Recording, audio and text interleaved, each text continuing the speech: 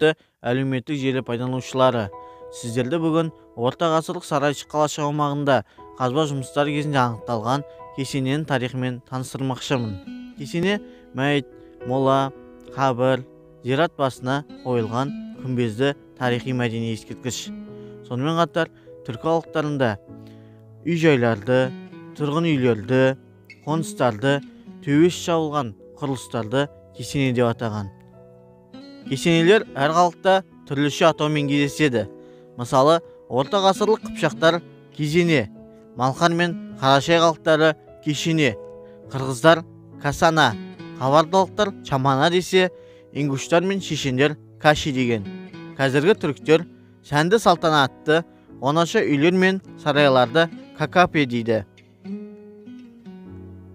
Жайық жағасындағы қазба кезінде анықталып, қайта қалпына келтірілген кесене 16 ғасырға тиісті болуы мүмкін. Кесененің көлеміне қарасақ, бұл кесенеде қарапайым адам жерленбегені көрініп тұр. Бұнда лауазымды тұлға немесе ел қорған батыр, би сұлтандардың бірі жерленген болуы мүмкін. Осымен кесене туралы шағын бейне ролигіміз аяқталды. Назар қойып тыңдағандарыңызға рахмет.